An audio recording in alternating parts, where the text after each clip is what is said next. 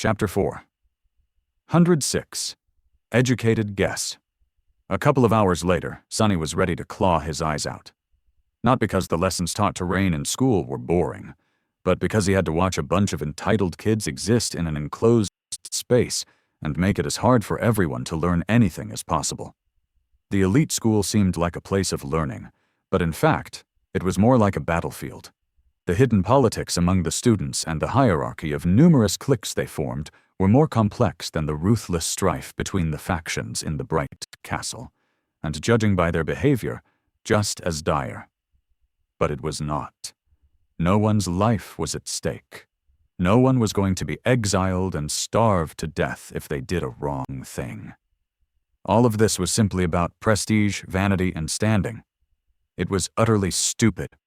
However, once Sonny thought about it a bit more, he realized that it was not. Not to them, and maybe not at all. These kids were put under immense pressure, assigned a numerical value, and forced to compete with each other. As the result, they inevitably developed a fierce sense of resentment towards their rivals, which was only made deeper by the deep sense of insecurity this system instilled in them. No wonder they were at each other's throats.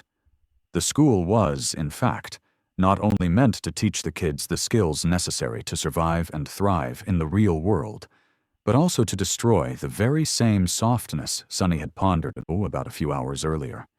It wasn't hard to imagine that, at the end of it all, the best and most resilient students would become harsh and jaded, while the rest would simply be broken and discarded.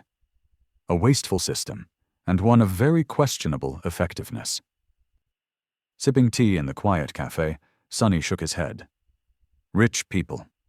Luckily for him, Rain seemed to be unaffected by the vitriol her classmates seemed to be more interested in than the actual studying.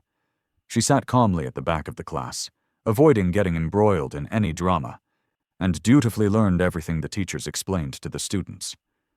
The lessons themselves, surprisingly, turned out to be very interesting. Sonny even found himself enjoying these hours very much. There had not been any combat lessons yet, but he did manage to catch this school's version of the Wilderness Survival course, as well as listen to a rather intriguing lecture about the early exploration of the Dream Realm. He also saw a lesson dedicated to various nightmare creatures, their biology, capabilities, and weaknesses. If he had known that much during his first months on the Forgotten Shore, well, it would not have changed much, really. No matter how much a person knew about these things, no sleeper was meant to face challenges of that magnitude, and yet he couldn't help but feel a bit wistful. He had been denied access to this treasury of knowledge as a kid. Who knew how his life would have turned out otherwise? It would have been a lot more interesting and enjoyable, at least. By then he had some idea of Rain's depth of knowledge and overall readiness for the nightmare spell, but he still did not know how well she was really being trained. He had to see her during a lesson in combat for that. After a while, Sonny had become a little bit bored. Listening to a lecture about spell tech absent-mindedly, he looked around the cafe. At this hour, there weren't a lot of people there, but that was swiftly changing. The white-collar workers from the surrounding buildings were now on their lunch break, as were senior students of the school. Several noisy groups were occupying tables near him, so he couldn't help but catch bits and pieces of their conversations. No way! When is it coming out? In a couple of months, I think. Who will play the female lead then? No, wait, let me guess. These guys were apparently discussing some upcoming film, excitedly wondering about the casting. Something about their conversation appeared strange to Sonny, but he didn't pay it too much attention. None. That is the mindset of a true battle master. No way he meant to say that. Who do you think Lord Mongrel is, a nobody? Of course not. He only said that because he considers social status and renown meaningless. In the eyes of a warrior, such things are not even worth mentioning. The only thing that matters is your strength. That's why he hides his noble upbringing. Sonny stared at the couple of young men that were in the middle of a heated debate, then shook his head. That's hilarious. What are the chances? Apparently, there was somewhere else out there with a similar alias.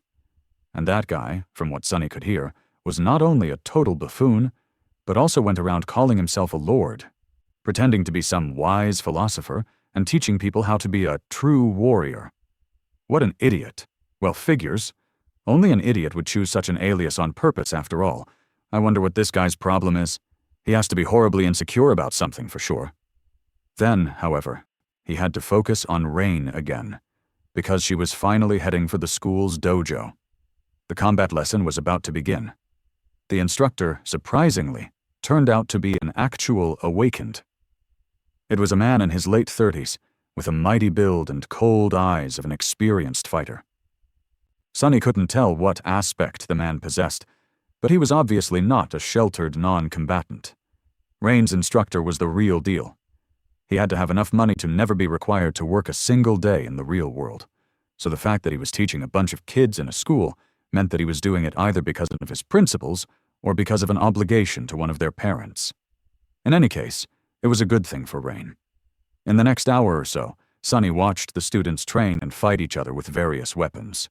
He expected them to use fake ones, but to his surprise, the awakened instructor insisted that the kids both wore heavy protective gear and wielded real ones, even if the weapons were blunted to not pose a real danger.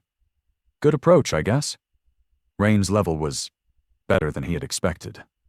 Not comparable to someone like Castor or Nephis, of course, but miles better than anything he would have been able at her age. She was swift, nimble, and strategic, utilizing every opening the opponent presented to her full advantage. She seemed to prefer using ranged combat, but could hold her own in a melee with the help of a wide range of weapons, from a long spear to a lightsaber. There were kids who were better than her, and those who were worse, but none who could compare to her in terms of wits. And yet, a deep frown appeared on his face. There is one thing that is lacking. Viciousness. His sister was not nearly vicious enough.